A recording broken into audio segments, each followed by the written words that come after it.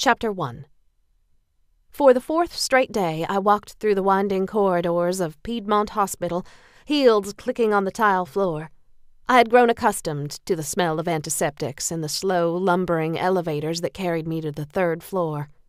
Outside my father's room, I squirted some disinfectant on my hands, just as I had done a few minutes earlier when I first entered the hospital. It had become something of a ritual. There was no nurse in my father's room, no sign of anything that resembled life. My name is Jamie Brock, Assistant DA for Milton County. Single and hard-working, with no time in my life for males other than my father, my black lab, and the 83 defendants I am trying to put behind bars. But at that moment, as I pulled a chair to the side of my father's bed and placed a hand on his forearm, I was also Jamie Brock, Daddy's girl. And at the age of 28, I would soon be an orphan. My father had not spoken since his second stroke 4 days ago.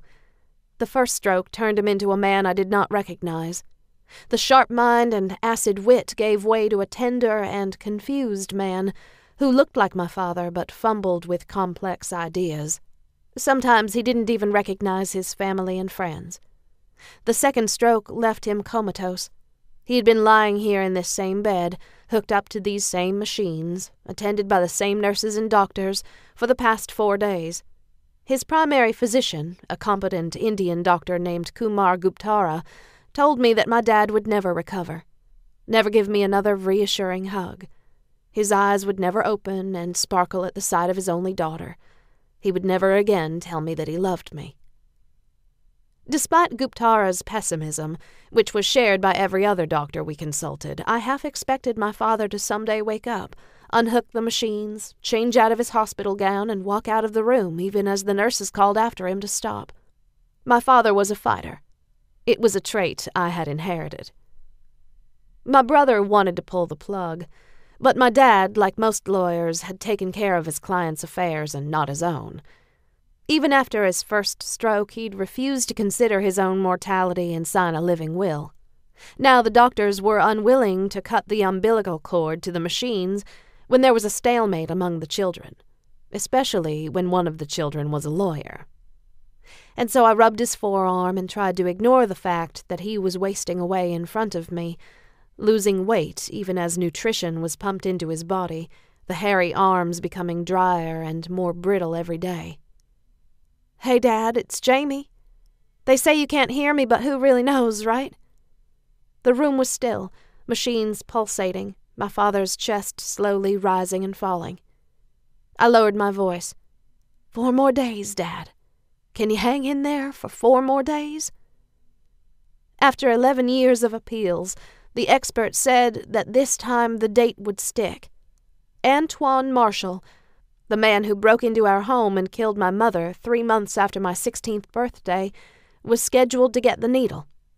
That same night he'd shot my father and left him for dead. My dad had lost 3 pints of blood, but lived to testify. How could I let him die now? "We expect the lab results to be back on Ricky Tate tomorrow," I told my dad. I had been delivering reports on the Tate case every day.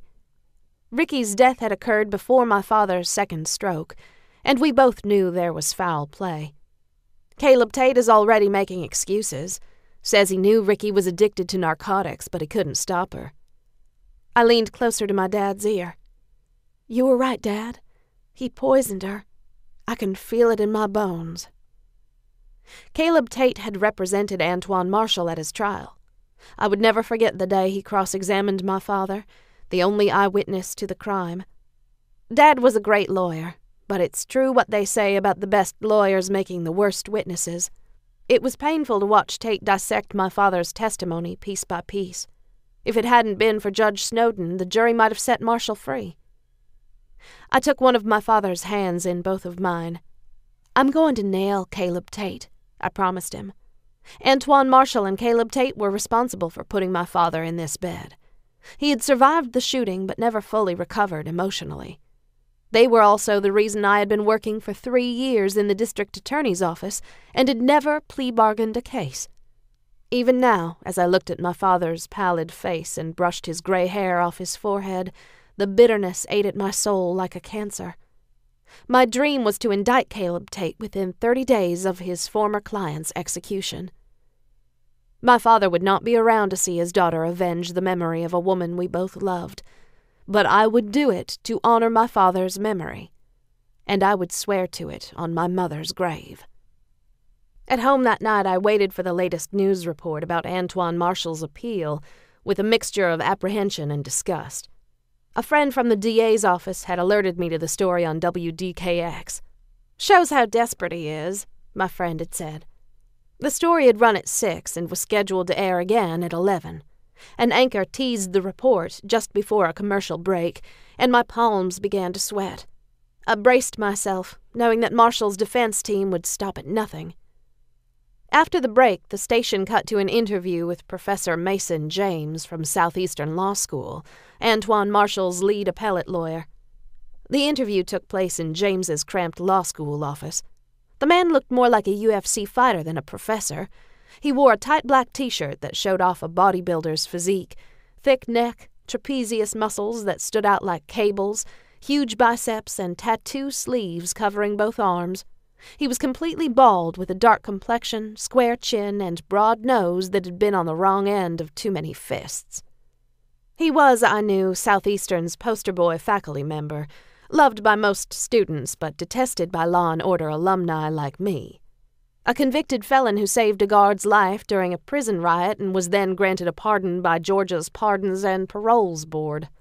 One of only 3 former felons licensed to practice law in Georgia, he now headed Southeastern's Innocence Project, a clinic that filed truckloads of appellate motions for convicted felons. The camera zoomed to a head-and-shoulders shot of James with a dry erase board visible in the background. 4 more days was written on it. "Give me a break," I mumbled. "You can't be serious," the reporter said. She was referencing James's latest appellate finding. "Dead serious," James said. "No pun intended. There's a nationwide shortage of sodium thiopental right now, part of the 3-drug cocktail used to kill prisoners in Georgia.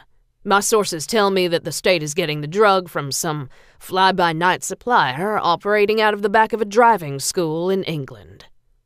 James gave the camera a hard look. "You wouldn't put your dog down with drugs like that," he said. "We're just asking for 30 days to investigate." I scoffed at the TV.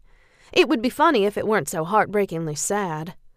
Antoine Marshall had shot my mother in the head without thinking twice, desperate for money to buy meth. And now, 12 years after the shooting, 11 years after his conviction, he was complaining about the pedigree of the drugs they would use to gently end his life. I couldn't wait for Friday to be over.